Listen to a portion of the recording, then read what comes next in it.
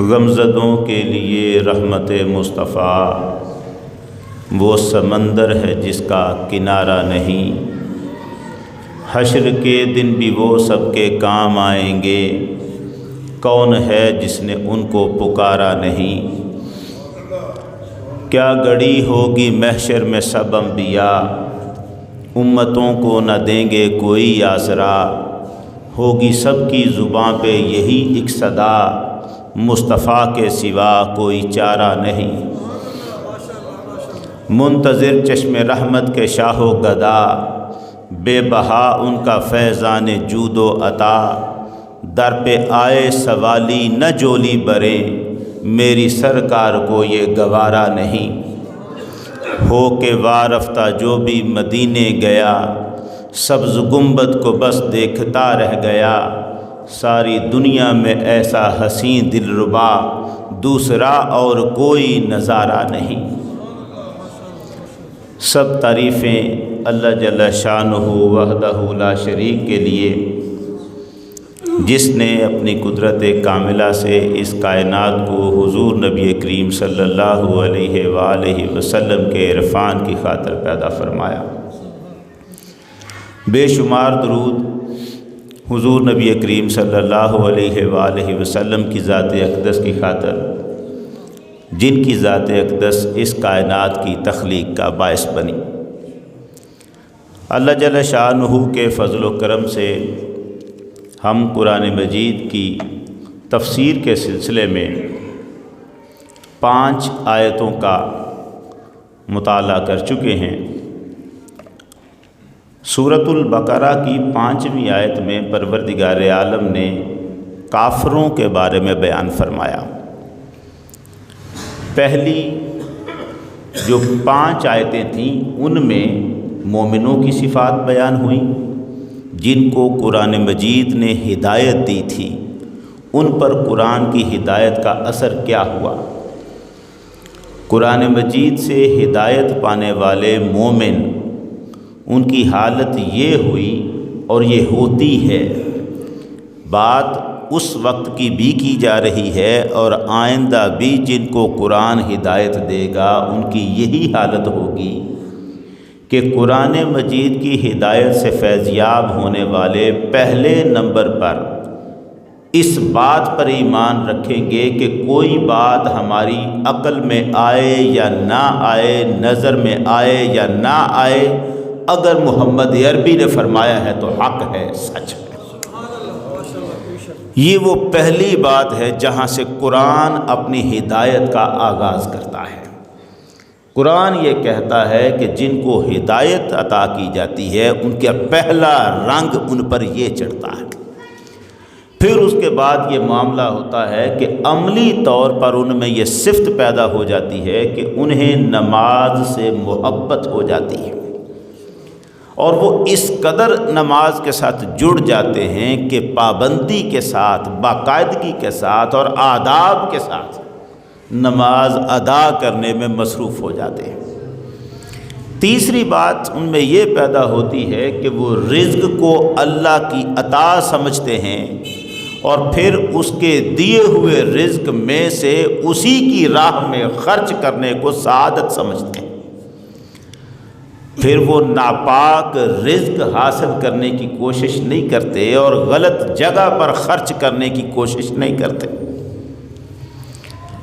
وہ حضور صلی اللہ علیہ وآلہ وسلم پر نازل ہونے والی وحی، خواہ وہ قرآن کی صورت میں ہو، خواہ حضور کے فرمان کی صورت میں ہو، اس پر ایمان کامل رکھتے ہیں، اور آپ سے پہلے بھی جو نبیوں پر کتابیں نازل ہوئیں ان پر بھی ایمان رکھتے ہیں، اور آخرت کا تو ان کا ایمان اتنا پکا ہے کہ یقین رکھتے ہیں آخرت پر، اور یہ جو آخرت کا یقین ہے یہ ان کی زندگی میں اثر کرتا ہے۔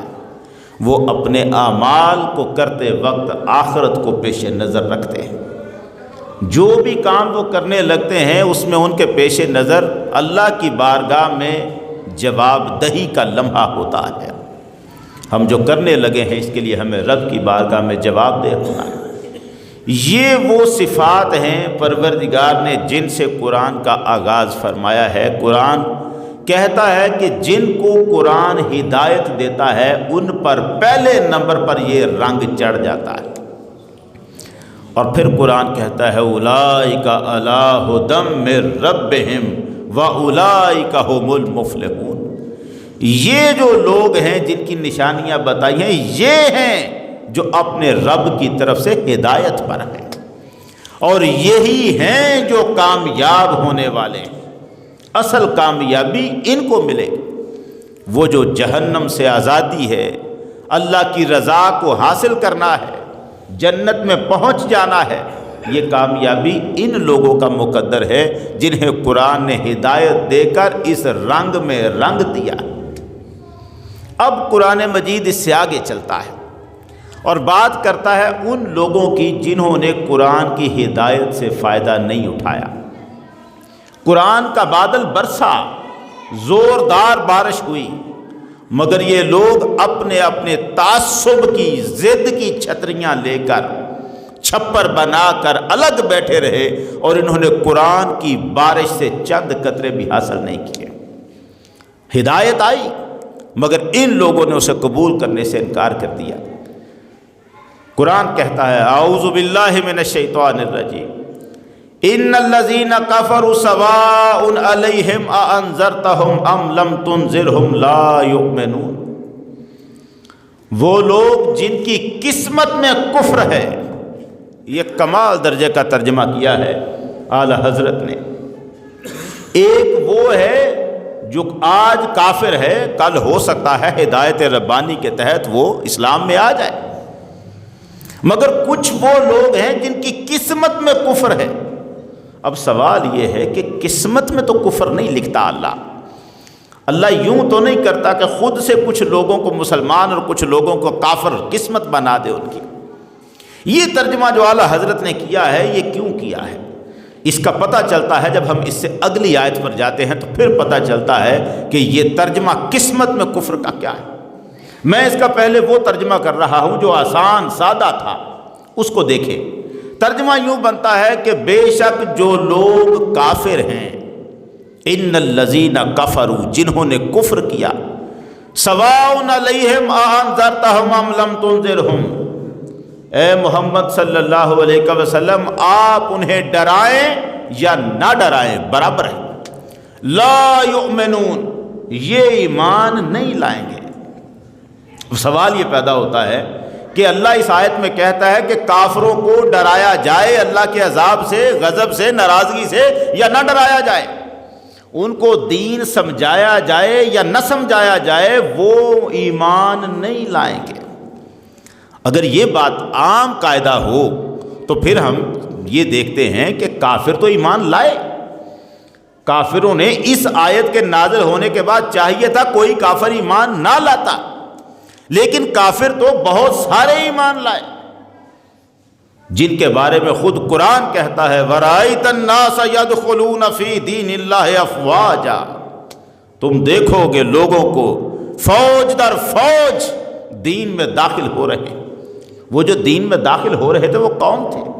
خالد بن ولید اسلام سے پہلے کیا تھے؟ ابو سفیان اسلام لانے سے پہلے کیا تھے؟ یہ لوگ کافر ہی تو تھے، مگر اسلام میں داخل ہوئے، مسلمان ہوئے، کلمہ پڑھا۔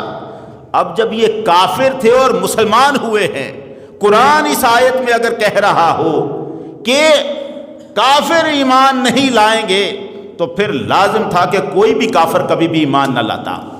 لیکن اگر قرآن کی اس آیت کے بعد بھی کافر ایمان لا رہے ہیں تو اس کا مطلب ہے قرآن کی اس آیت میں ہر کافر مراد نہیں تھا، چند مخصوص کافر مراد تھے۔ وہ کون سے کافر تھے؟ ان کی وضاحت تو یقیناً نبی کریم صلی اللہ علیہ وسلم کو عطا کر دی گئی، ابو جہل، ابو لہب، ان کے فہرست دے دی گئی، مگر ان کی ایک صفت جو خاص طور پر آگے بیان بھی ہوگی وہ یہ ہے کہ یہ وہ کافر تھے جو اپنے کفر میں ڈٹ گئے، پک گئے، راسخ ہو گئے، ضد، سرکشی اور تعصب میں اکڑ گئے۔ یہ لوگ غلط فہمی میں نہیں تھے کہ ان کو سیدھا راستہ دکھا دیا جاتا، یہ وہ تھے جنہوں نے حق کو دیکھا، سمجھا کہ یہ حق ہے، پھر انکار کر دیا۔ ایک وہ ہے جس کو پتہ ہی نہیں ہوتا حق کیا ہے، وہ حق جاننے کی کوشش کرتا ہے یا اس سے انجان رہتا ہے، لیکن جب اسے حق سمجھا دیا جائے، اسے سمجھ آ جائے، وہ حق کی طرف پلٹ آتا ہے۔ لیکن وہ کہتے ہیں سویا ہوا ہو تو اسے تو جگا دیا، جو جاگ رہا ہے اسے کوئی کیسے جگائے؟ اگر کوئی غفلت میں تھا اسے راہ حق سمجھائی، وہ تو آ گیا حق کی طرف، لیکن جس نے دیکھا کہ حق ہے اور پھر کہا نہ میں نہیں مانوں گا اسے، کیونکہ اس سے میری سرداری چھن جائے گی، اس سے میرا تکبر، میرا غرور، میرا شملہ وہ نیچے آ جائے گا، میں اسی میں لگا رہوں گا جس میں میرے آباء و اجداد لگے تھے، انہی بتوں کو سجدہ کروں گا جن کو میرے آباء و اجداد نے کیا۔ جو اپنی اس ضد میں، انا میں، تکبر میں، حسد میں ڈٹا رہا، اکڑ گیا، ضد میں آیا، ان چند کافروں کے بارے میں قرآن کہتا ہے محمد عربی ان کے بارے میں پریشان نہ ہو۔ اصل میں اس آیت میں حضور کو تسلی دی جا رہی تھی۔ حضرت عبداللہ ابن عباس رضی اللہ تعالیٰ عنہ فرماتے ہیں اس آیت کی تفسیر میں، آپ فرماتے ہیں کہ سرکار کو بڑی خواہش تھی کہ سارے کافر مسلمان ہو جائے۔ حضور تو چاہتے یہی تھے کہ ہر شخص اسلام میں آ جائے، مسلمان ہو جائے، اور ان میں سے بھی خاص طور پر جو مکہ کے لوگ تھے، یہ خاص آپ کے قبیلے والے تھے، خاندان والے تھے، رشتہ دار تھے، ان کے بارے میں سب سے پہلے سرکار کی تمنا تھی کہ یہ مسلمان ہوں خاص طور پر، اور وہی لوگ تھے، انہی میں سے اکثر وہ ہیں جو اسلام کی طرف نہیں آئے۔ سرکار کی اسی طلب کو دیکھ کر نا، حضور کی یہ جو طلب تھی کہ یہ خاص تو سارے ہی لوگ اسلام میں آئیں، اور خاص طور پر یہ مکہ والے جو قریش مکہ کہلاتے ہیں، کفار مکہ ہیں، خاص طور پر حضور چاہتے تھے کہ یہ اسلام میں آئیں۔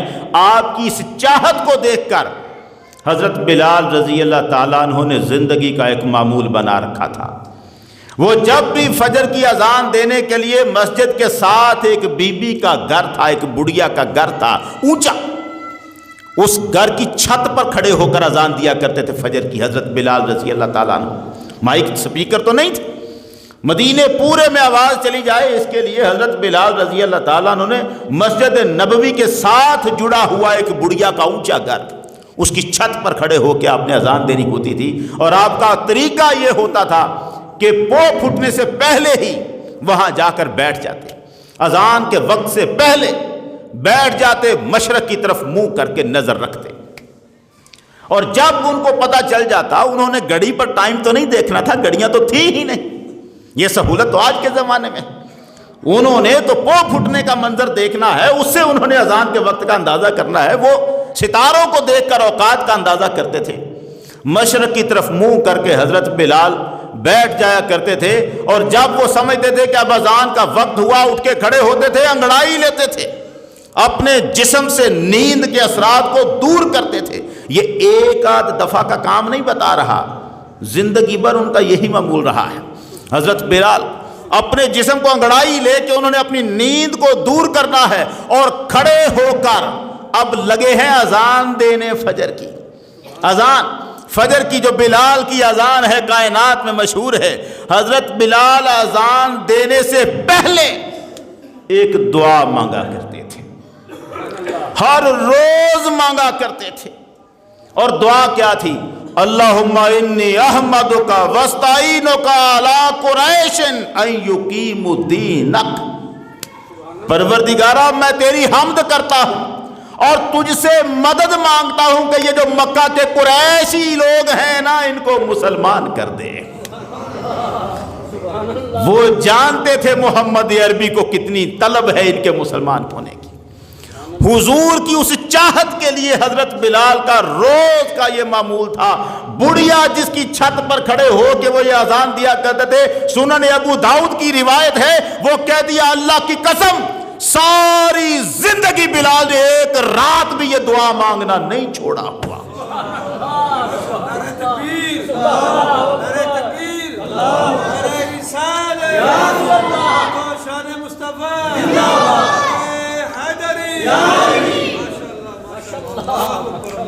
یہ دعا کیا تھی؟ ہر روز فجر کی اذان سے پہلے۔ آج لوگ کہہ دیتے ہیں درود پڑھو گے اذان سے پہلے تو آنے والی نسلیں سمجھیں گی شاید یہ درود بھی اذان کا حصہ ہے۔ 14 صدیاں گزر گئی ہیں، بلال نے ساری زندگی وہ دعا مانگی، انہی لفظوں سے مانگی۔ کسی مسلمان نے نہیں سمجھا کہ بلال نے اذان میں یہ اضافہ کر دیا ہے۔ دعا اپنی جگہ تھی، اذان اپنی جگہ تھی۔ بلال بنا گئے طریقہ۔ اب سوال یہ ہے کہ بلال نے اذان سے پہلے وہ دعا مانگی ہے۔ اس وقت تو ضرورت تھی قریش کی کہ وہ اسلام لائیں، آج تو وہ لا چکے۔ آج اگر کسی نے بلال کی وہ سنت پوری کرنی ہو تو کیا طریقہ کار ہوگا؟ آج اگر کوئی چاہے کہ میں بھی وہی کام کروں، کوئی اذان سے پہلے جیسے بلال نے دعا مانگی تھی محمد عربی کی چاہت کی خاطر، میں بھی ویسے کروں تو وہ کیا کرے؟ آج وہ نہیں کہہ سکتا مولا میں دعا کرتا ہوں میری مدد کر کہ قریش کے لوگ اسلام قبول کر لیں۔ آج نہیں، آج تو قریش کر چکے اسلام قبول۔ آج کیا ہے؟ آج یہی ہے مولا محمد پر درود پڑھتا چلا جا۔ آج یہی ہے پروردگارہ قیامت تک، جب تک یہ سورج مشرق سے نکلتا ہے محمد عربی اور ان کی آل پر درود پڑھتا جا۔ وہ اللہم صلی علی محمد کہہ کے درود پڑھے یا الصلاۃ والسلام علیکہ یا رسول اللہ کہہ کر درود پڑھے، یہ اذان کا حصہ نہیں ہے۔ یہ طلب تھی حضور کی۔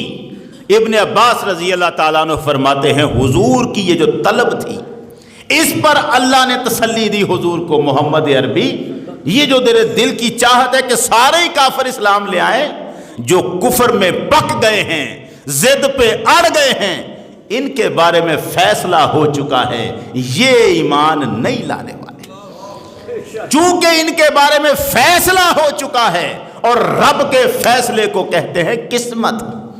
اس لیے امام احمد رضا خان ترجمہ کر رہے ہیں جن کی قسمت میں کفر ہے انہیں برابر ہے چاہے تم انہیں ڈراؤ یا نہ ڈراؤ، ایمان لانے والے نہیں ہو۔ یہ ہے ان کی قسمت میں کفر کہ ان کے بارے میں اللہ نے فیصلہ کیا ان کے ڈٹ جانے کی وجہ سے۔ یہ ایسے نہیں ہے کہ پہلے سے کیا ہوا تھا کہ یہ کبھی ایمان لائے ہی نہ، ان کے رویے کی وجہ سے فیصلہ کر دیا۔ ختم اللہ علی قلوبہم وعلی سمعہم، اللہ نے مہر لگا دی ان کے دلوں پر اور ان کے کانوں پر۔ یہ مہر صرف دلوں پر نہیں ہے، کانوں پر بھی ہے۔ ختم اللہ علی قلوبہم وعلی سمعہم، ان کے دلوں پر بھی اللہ نے مہر لگا دی اور ان کے کانوں پر بھی مہر لگا دی۔ وعلی ابصارہم غشاوۃ ولہم عذاب عظیم، اور ان کی آنکھوں کے آگے پردہ ڈال دیا، ان کی آنکھوں پر پردہ ڈال دیا، انہیں دکھائی نہیں دیتا، انہیں نظر نہیں آ سکتا، وہ دیکھ نہیں سکتے۔ یہی وہ بات ہے جو حضرت با یزید بستامی رحمۃ اللہ علیہ کے بارے میں خواجہ ابو الحسن خرقانی نے کہی تھی۔ کمال جملہ کہا تھا۔ خواجہ ابو الحسن خرقانی کہنے لگے میرا پیر اتنے روشن چہرے والا ہے با یزید بستامی، اگر کوئی میرے پیر کا چہرہ دیکھ لے کافر رہ ہی نہیں سکتا، مسلمان ہو جاتا ہے۔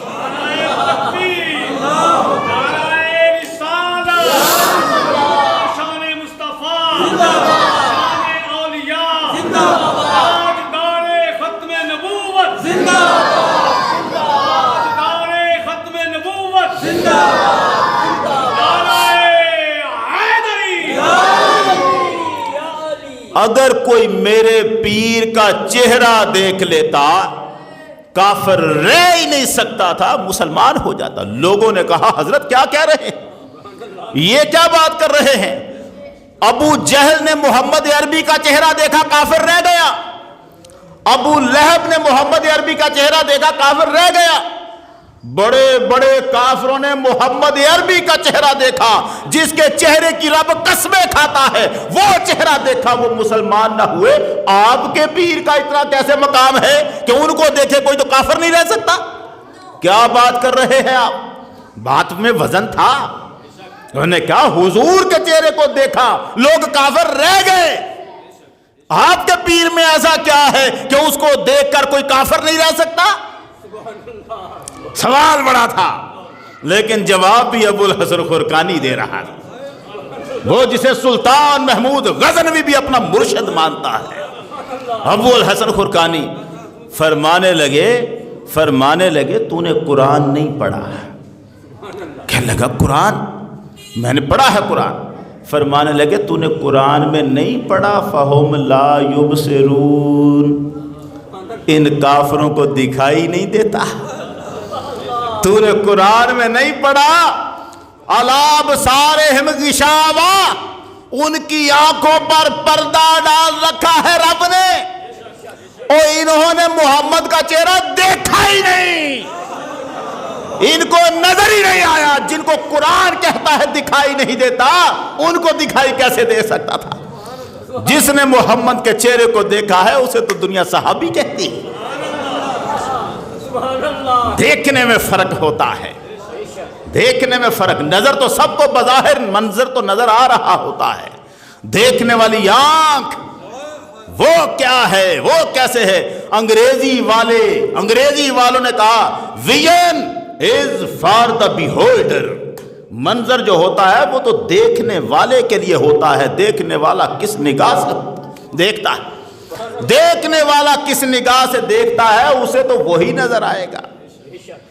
پیر نصیر الدین شاہ صاحب گولڈا شریف والے اللہ گری کے رحمت کرے فرمایا کرتے تھے، وہ جانتے ہو 14ویں رات کا چاند چڑھا ہو تو کتے اس کی طرف دیکھ کے بھونکتے کیوں ہیں؟ 14ویں کا چاند چڑھا ہو کتے اس کی طرف دیکھ کے بھونکتے کیوں ہیں جانتے ہو؟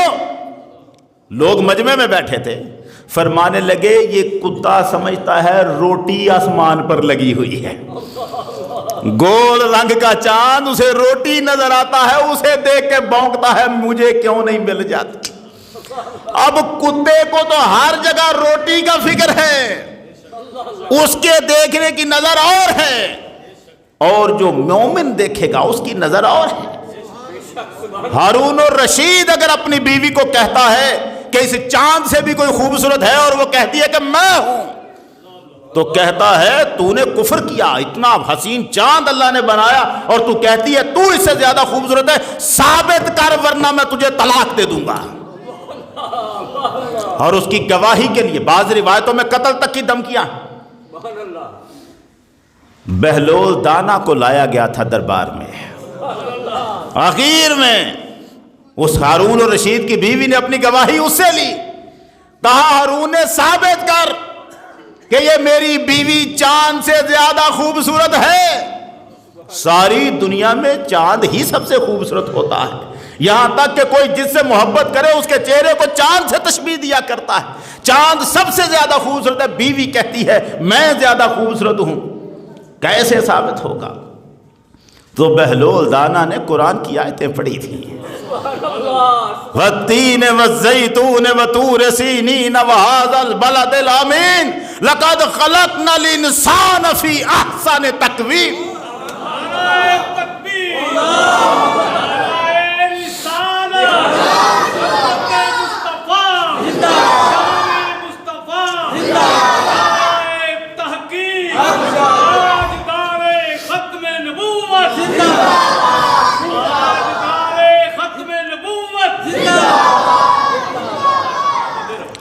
فرمایا قرآن کہتا ہے لَقَدْ خَلَقْنَا الْإِنسَانَ فِي أَحْسَنِ تَقْوِيمٍ، ہم نے حسین ترین تقویم میں انسان کو پیدا کیا ہے، چاند کی کیا جرت ہے انسان کا مقابلہ کر سکے؟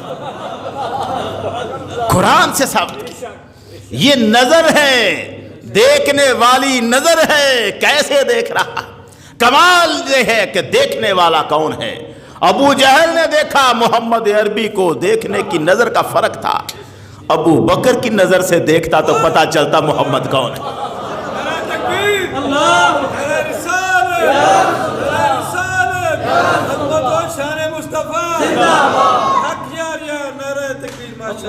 اپنی اپنی نظر کا مسئلہ ہے، نظر کا مسئلہ ہے، آج تک بھی تو نظر ہی کا مسئلہ ہے۔ کچھ وہ ہیں جنہوں نے محمد عربی کو دیکھا اور اپنے جیسا سمجھا، آج تک بلکہ یہی تو مسئلہ کھڑا ہوا ہے، وہ جو کہتے ہیں محمد ہمارے جیسے ہیں، اور ایک وہ ہیں جو کہتے ہیں ساری دنیا میں کوئی محمد جیسا ہے ہی نہیں۔ آج دیکھنے والا کہتا ہے محمد ہمارے جیسے ہیں، مولا علی فرماتے تھے لم ارا قبلہ مثلہ ولم ارا بعدہ مثلہ، میں نے محمد سے پہلے بھی کوئی اس جیسا نہیں دیکھا، محمد کے بعد بھی کوئی اس جیسا نہیں دیکھا۔ فرق تو دیکھنے کا ہے، جو دیکھنے کا یہاں فرق ہے، کسی نے یوں دیکھا کسی نے یوں دیکھا، تو جسے نظر ہی نہیں آتا اس کا کیا؟ قرآن جن کی بات کرتا ہے ختم اللہ علی قلوبہم وعلی سمعہم، ان کے دلوں پر بھی مہرے ہیں، ان کے کانوں پر بھی مہرے ہیں، وعلی ابصارہم غشاوہ، اور ان کی آنکھوں پر پردہ ڈال رکھا ہے، پردہ۔ اب انہیں کیسے نظر آ سکتا ہے؟ انہیں محمد کی رسالت نظر نہیں آ رہی، انہیں محمد کی صداقت نظر نہیں آ رہی، اس لیے یہ وَلَهُمْ عَذَابٌ عَظِيمٌ، ان کے لیے ہے بہت بڑا عذاب۔ اب سوال یہاں پر یہ پیدا ہوتا ہے کہ اللہ نے ان کے دلوں پر مہر لگائی کیوں لگا دی مہر؟ کیا یہ نہیں ہو سکتا تھا کہ یہ بھی آ جاتے ایمان کی طرف؟ مہر کیوں لگائی؟ سورہ النساء میں پروردگار نے اس کا جواب دیا، فرمایا مہر لگا کے بیجا نہیں تھا کہ میں نے پیدا کرتے ہی مہر لگا کے بیجا ہوا تھا، نہیں، بل طبع اللہ علیہا بکفرہم، یہ اپنے کفر میں یوں اڑے رہے کہ ہم نے کہا ایسے ناکارہ چاہیے ہی نہیں محمد کے گرد بیٹھے ہوئے ہیں، جو اس قدر ردے گئے ہیں، جن کے دلوں میں اتنا بغض، کرودھ اور گندگی ہے، ایسے گندے لوگ میرے محمد کے قریب آنے ہی نہیں چاہیے۔ ان کی اس کفر کو دیکھ کر، سرکشی کی وجہ سے، ضد کی وجہ سے، ان کے اکڑنے کی وجہ سے، طبع اللہ علیہا بکفر، ان کے کفر کی وجہ سے، سورہ صف میں پروردگار عالم نے فرمایا فَلَمَّا زَاغُوا وَزَاغَ اللَّهُ قُلُوبَهُمْ، جب وہ ٹیڑے ہو گئے تو اللہ نے ان کے دلوں کو ٹیڑھا کر دیا۔ اللہ پیدائشاً مہر لگا کر نہیں بھیجتا، عمل پر لگاتا ہے، عمل سے زندگی بنتی ہے، جنت بھی جہنم بھی، یہ خاکی اپنی فطرت میں نہ نوری ہے نہ ناری۔ اقبال جو کہتا ہے وہ ہم رویہ اختیار کرتے، ضد پہ اڑ جانا، یہ خطرناک معاملہ ہے۔ یہاں تک ان دو آیتوں میں پروردگار نے کافروں کی بات کر کے ان کو ایک طرف کر دیا، آگے تذکرہ ان کا یہاں بات مضمون مکمل کر دیا، پیچھے 5-6 آیتیں مسلمانوں پر، مومنوں پر لگائیں، اور اب 2 آیتوں میں ان کا تذکرہ کر کے ان کو ایک طرف کر دیا۔ محمد ان کے لیے پریشان نہ ہو، یہ اگر ایمان میں نہیں آ رہے تو ہم نے مہریں لگا دی ہیں ان کے اوپر، ہمیں چاہیے ہی نہیں ہے، ان کی وجہ سے پریشان نہ ہو۔ اب وہ لوگ ہیں کچھ جو قرآن کی آیتیں آتی ہیں، ہدایت آتی ہے، اور اس کے سامنے ان کا رویہ ہو جاتا ہے منافقانہ۔ دیکھتے ہیں کہ اسلام کا بادل چڑھا ہے، اس نے برسے بغیر نہیں رہنا، اسلام کا سورج طلوع ہوا ہے، اس کی دھوپ کو اب کوئی روک نہیں سکتا، چلو کچھ تھوڑا سا ہم بھی لے لیتے ہیں۔ اندر سے کافر ہی رہیں گے، باہر باہر بتائیں گے ہم مسلمان ہو گئے ہیں۔ یہ منافق بن کر، یہ جو لفظ ہے نا جی منافق، یہ منافق کا لفظ نکلا ہے نفق سے۔ نفق عربی میں کہتے ہیں سرنگ کو، جو سرنگ ہوتی ہے، ٹنل، سرنگ میں ایک طرف سے آپ داخل ہوتے ہیں، وہ زمین کے نیچے راستہ ہوتا ہے، پوری سڑک زمین کے نیچے بنائی ہوتی ہے۔ سعودی عرب میں جائیں ہر جگہ، یہاں ہمارے پاکستان میں کئی جگہوں پر ہیں سرنگیں بنی ہوئی، ایک طرف سے آپ داخل ہو جائیں، دوسری طرف سے نکلنے کا راستہ ہوتا ہے، اسے نفق کہتے ہیں۔ گو جو ہے نہیں، گو گرگٹ، گو کرلا بڑا سا گو، وہ جو گو ہے وہ جو اپنا بل بناتی ہے اس کے بھی 2 رخ رکھے ہوتے ہیں اس نے، ایک میں اس نے داخل ہونے کا راستہ، دوسری طرف سے نکلنے کا، کہ اگر میرے پیچھے کوئی کتا چڑھے میں اس میں داخل ہو جاؤں، ایک طرف سے اگر کتا پیچھے آئے تو میں دوسری طرف سے نکل جاؤں۔ اس نے اس کی سرنگ کو، اس کا جو اس نے بل بنایا ہوتا ہے یوں دو منہوں والا، اس کو نافقہ کہتے ہیں۔ نافقہ، یہ نفق اور نافقہ سے ہے منافق دو رخا۔ منافق دو رخا، جس کا ایک رخ کفر کی طرف ہوتا ہے، دوسرا اسلام کی طرف، اندر سے کافر ہوتا ہے، باہر سے مسلمان بن رہا ہوتا ہے، یہ منافق۔ اب قرآن ان کا تذکرہ کرتا ہے، ان منافقوں کے تذکرے پر ہم بات کریں گے اگلے جمعہ کو، لیکن ابھی میں نے ایک الگ گفتگو تھوڑی سی کرنی ہے۔ گفتگو جو آج مجھے تھوڑی سی الگ کرنی تھی، وہ ہمارا چونکہ تفسیر کا سلسلہ ہے اور اسے میں کبھی بھی نہیں چاہتا کہ یہ کبھی بھی رکے، تو مجھے جو کوئی بھی گفتگو کرنی ہوگی تھوڑی تھوڑی وہ ساتھ اخیر پہ کر لیا کروں گا تفسیر کرنے کے بعد۔ گفتگو یوں ہے کہ ہمارے ہاں ایک بہت بڑا مسئلہ پیدا ہو گیا ہے، اور وہ مسئلہ ہے ہماری نوجوان نسل کی تباہی کا۔ جہاں اور بہت سارے مسائل ہیں میڈیا کی وجہ سے پیدا ہو گئے، وہاں ایک مسئلہ ہے نشے کا۔ ہمارے گلی محلوں میں نشہ کرنے والے، نشہ بیچنے والے، انہوں نے برباد کر کے رکھ دیا ہے۔ اتنے اتنے نشہ باز لوگ ہیں، نشہ کرنے والے، اب تو نشہ عام ہو گیا۔ یہ ایک ایسا مسئلہ پیدا ہو گیا ہے، پہلے بھی تھا لیکن اب جس کثرت سے ہے اس کی طرف توجہ دینے کی بڑی ضرورت ہے۔ پہلے نمبر پر تو یہ دیکھیں کہ یہ نشہ کہیں پر ہوتا ہے فیشن کے طور پر، ایسا بھی ہے، اور کہیں پر ہوتا ہے بے سکونی سے سکون حاصل کرنے کے لیے، اور کہیں پر اس لیے ہوتا ہے کہ ہم نے ایک غلط رویہ اپنا رکھا ہے۔ بوٹی پینے والے، بھنگ پینے والے، ان کو ہم اللہ لوگ ملنگ درویش کہتے ہیں۔ یہ جو بوٹی اور بھنگ پینے والوں کو ہم نے ملنگ کہہ رکھا ہے، درویش کہہ رکھا ہے، گویا ہم نے ان کے نشے پر ایک مور لگا دی ہے۔ بالکل ٹھیک ہے، کرتے چلے جاؤ، یہ تو درویشی۔ وہ بھی یہی کہتے ہیں، میں نے پہلے بھی ایک مرتبہ کہا تھا، انہوں نے شعر بنایا ہوا ہے، کوٹ کوٹ پیتیاں، منہ اڈیا اکھاں میٹیاں، لوکی آکھن مر گئے اساں رب نال گلاں کیتیاں۔ یہ جو بنایا ہوا ہے انہوں نے، یہ کیوں ہے؟ اس کی وجہ یہ ہے کہ ہم نے بھی ان کو شے دی ہوئی ہے۔ ہم بھی بوٹی پینے والے کو، بھنگ پینے والے کو سمجھتے ہیں اللہ والا ہے، درویش ہے۔ ہمیں نہیں پتا کہ نشہ محمد عربی کی شریعت میں کتنا حرام ہے، کتنی شدت سے حرام ہے، اور ہم نے نشے کو رکھ دیا زیادہ سے زیادہ، جس کو برا سمجھتے ہیں نا ہم، وہ ہے شراب۔ ہم نے جو سمجھا ہے شراب کو ہم سمجھیں گے برا، یہ تو ہے، بری ہے، ناپاک ہے، نہ پیو۔ اور چرس، افیون اور اس طرح کے باقی نشے، ان کے بارے میں ہم شریعت کا فتویٰ نہیں دیتے، نہیں یار اچھا نہیں ہے، صحت کے لیے نقصان دہ ہے، یہ ہے، تباہ ہو گیا ہے۔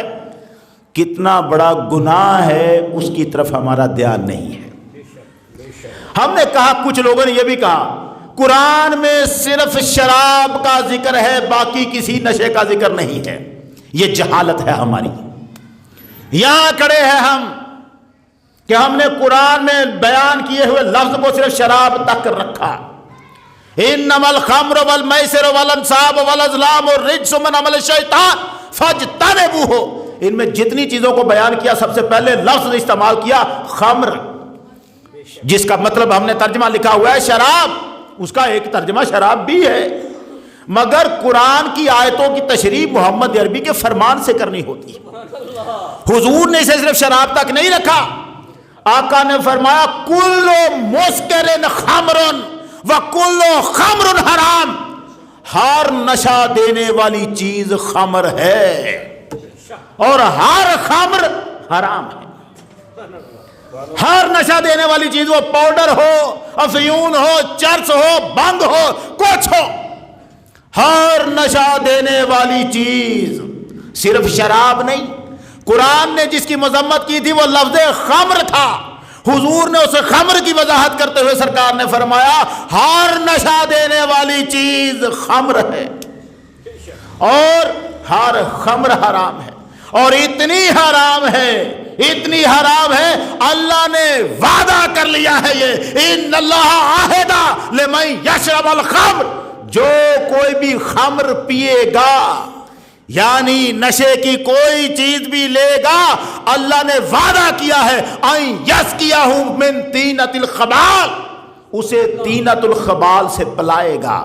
صحابہ نے پوچھا حضور یہ طینۃ الخبال کیا ہے جو نشہ کرنے والے کو پلائی جائے گی؟ سرکار نے فرمایا جہنمیوں کو جب آگ جلائے گی ان کا جو عرق نچڑ کر بدبودار پسینہ ان کا ہوگا وہ ہے طینۃ الخبال، جو اسے پلایا جائے گا جو نشہ کرتا ہے۔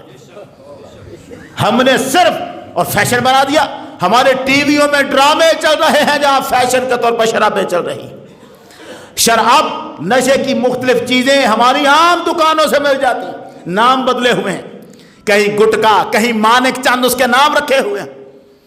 حضور نے ارشاد فرمایا تھا آخری زمانے میں میری امت شراب کو یوں پیے گی یسمونہا بغیر اسمہا، اس کا نام بدل لے گی اور شراب پیے گی، نام بدل لیں گے ہم نے نام بدل کر اس کو اختیار کرنا شروع کر دیا۔ نہیں جانتے یہ کتنا بڑا جرم ہے۔ وہ بات کہ اللہ نے کیا کرنا، یہاں پر فرمایا 40 دن تک اس کی نماز قبول نہیں ہوتی۔ بندہ کہتا ہے چلو نہیں ہوتی خیر ہے کہ 41ویں دن قبول ہو جائے گی، یہ پتہ نہیں ہے کہ نماز اگر ایک دن قبول نہ ہو تو کیا سزا ہوتی ہے۔ ایک دن کو چھوڑیں، ایک نماز جس شخص نے نماز چھوڑ دی جان بوجھ کر اور پھر اس کے بعد اس نے قضا پڑھ لی، قضا کر لی پڑھ لی مگر جان بوجھ کر چھوڑ دی تھی، جانتے ہیں اس کی سزا کیا ہے؟ پڑھ لی تھی مگر قضا کر کے پڑھی تھی، پڑھ لی تھی چھوڑی جان بوجھ کر، دیر کرتا رہا، پڑھتا ہوں اور چھوٹ گئی، اب قضا پڑھ رہا ہے، 80 سال تک جہنم میں اسے بھی رہنا پڑے گا۔ ایک وقت کی نماز چھوڑنے کا، قضا پڑھنے کا یہ حال ہے۔ بتاؤ جس کی ایک دن کی جس نے پورے کی چھوڑ دی اور جس کی 40 دن کی نمازیں اللہ نے قبول ہی نہیں کی، پھر اس کا کیا عالم ہے؟ نشہ ہو رہا ہے اور اس نشے کو حضور نے فرمایا ام الخبائث، ساری بیماریوں اور جرموں کی ماں ہے نشہ، ام الفواحش، ساری برائیوں کی ماں ہے نشہ۔ آقا نے فرمایا اگر کسی نے نشہ کیا ہوا تھا اور اس حال میں وہ مر گیا، وَهِيَ فِي بَطْنِهِ، اور اس کے پیٹ کے اندر نشہ موجود تھا، جب اس نے نشہ کیا حالت نشہ میں ہی مر گیا، آقا نے فرمایا مَاتَ مَيْتَةً جاہلیہ، مسلمان نہیں مرا، جاہلیت میں مرا۔ ہم تو اس کا جنازہ پڑھ دیں گے کہ مسلمان گھر میں تھا، لیکن محمد عربی فرماتے ہیں جو حالت نشہ میں مرا مسلمان نہیں مرا، ایمان پر مرا ہی نہیں۔ کہاں سے آ گیا یہ طریقہ کار؟ ہم نے کیا بنا دیا ہے؟ لیکن سوال یہ ہے کہ ہمارا جو نوجوان اس میں پھنستا ہے وہ کیوں پھنستا ہے؟ اس کی وجہ ہے بے سکونی، اس کی، وہ سکون چاہتا ہے۔ بے سکون کیوں ہے؟ سوال اب اگلا یہ ہے، نوجوان بے سکون کیوں ہے؟ اس کی بے سکونی کی وجہ یہ ہے کہ اسے اپنے گھر میں راحت نہیں ملتی، کوئی رزق کے ہاتھوں تنگ ہے، کوئی بیوی کے ہاتھوں تنگ ہے، کسی کو ماں باپ تانے مارتے رہتے ہیں، کسی کو غربت اس کا مسئلہ بنی ہے، کوئی شادی نہیں کر پاتا، تنگ ہے، ہر کسی کو بے سکونی، کچھ کے پاس سب کچھ ہوتا ہے سکون نہیں ہوتا۔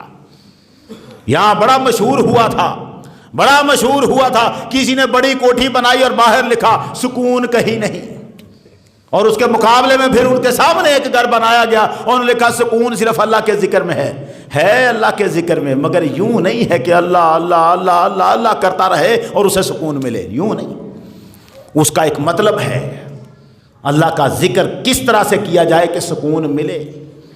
ہمارے گھروں میں کمی ہے تربیت کی، ہم اپنے بچے کو، نوجوان کو اس طرح برتاؤ اس کے ساتھ کرتے ہی نہیں جیسے کرنا چاہیے تھا، اس کے دکھ کا مداوا کرتے ہی نہیں۔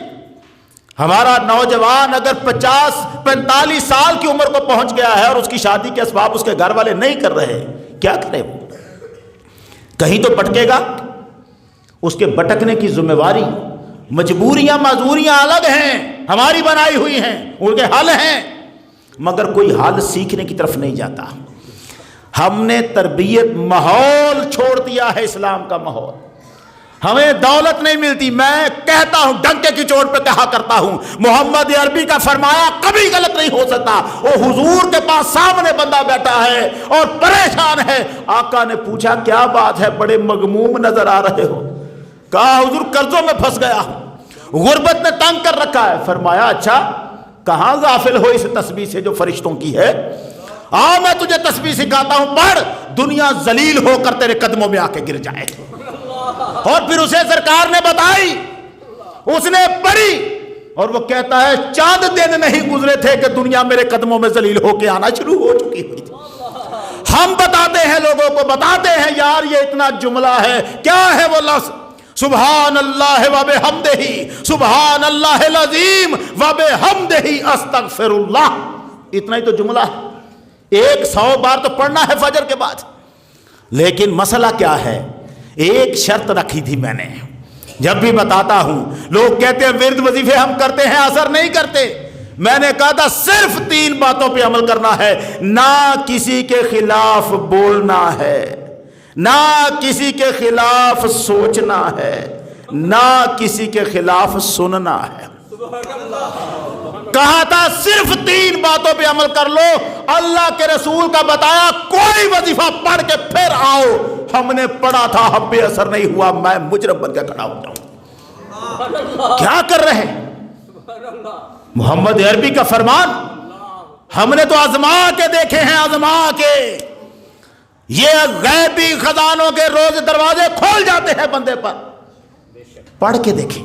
لیکن مصیبت یہ ہے، وہ لوگ کہتے ہیں جی یہ شرطیں آپ نے بڑی سخت لگا دی. شرطیں یار، اتنا ہی تو تھا کہ کسی کے خلاف بات نہیں کرنی تھی، اتنا ہی تو تھا کہ کسی کے خلاف سوچنا نہیں تھا، اتنا ہی تو تھا کہ کسی کے خلاف کوئی بات کرے نہ سنو، نکل جاؤ. اور سارے تمہارے کام اگر ہو جائیں اتنی سی بات سے، پھر کیا پریشانی؟ لوگ ادھر نہیں آتے. تربیت کی کمی، بے سکونیوں کا شکار، بیویوں کے مسائل سے تنگ، پریشان. یار اتنے پریشان ہو، اتنے بے سکون ہو، کہیں بیٹھو تو صحیح کسی اللہ کے بندے کے پاس. صحبت کو تو حاصل کرو، تربیت کو تو حاصل کرو، نشے کو نہ کرو. لیکن اب جو پھنس چکے ہیں ان کو جا کے تو اب واعظ و نصیحت نہیں کر سکتے آپ. ان کا کہیں علاج کرانا ہوگا، ان کو کہیں پکڑنا ہوگا. ہماری جتنی تنظیمیں بن رہی ہیں، ہمارے اتنے ہی بچے پھنس رہے ہیں اس نشے کی دلدل میں. ہم سب کو اکٹھے ہو کر کوئی ایسا کام کرنا ہوگا، ایسا کوئی انتظام کرنا ہوگا کہ کم از کم جو نشہ میں مبتلا ہو چکے ہیں ان کا علاج کسی طرح سے کروائیں. وہ جو قرآن نے کہا جس نے ایک شخص کی زندگی بچائی اس نے پوری انسانیت کو بچایا. قرآن نے کہا یہ جو نشہ کرنے والا ہے یہ وہ شخص ہے، اگر آپ اسے بچا لیتے ہیں تو آپ نے ایک زندگی بچائی ہے، آپ نے ایک گھر بچایا، ایک خاندان بچایا، ایک معاشرہ بچا لیا. اس کے لیے ہمیں مل کے کام کرنا ہوگا. یہ نشہ محمد عربی کی شریعت میں حرام ہے. جو شخص یہ نشہ کرتا ہے پریشان ہے، مجبور ہے، بے سکون ہے، ولی اللہ نہیں ہے. نہ اس کا ولایت سے کوئی تعلق ہے، نہ اس کا سکون سے کوئی تعلق ہے، مگر اسے سکون دینا ہے. طریقہ عبادت کا اسے سمجھانا ہے، محبت سے، پیار سے، بس مار مار کے پھینکنے والا کام نہیں ہے. اپنے بچوں کو بچائیں. اللہ تعالی ہماری نوجوان نسل کو اس فتنے سے محفوظ رکھے. وآخر دعوانا ان الحمد للہ رب العالمین.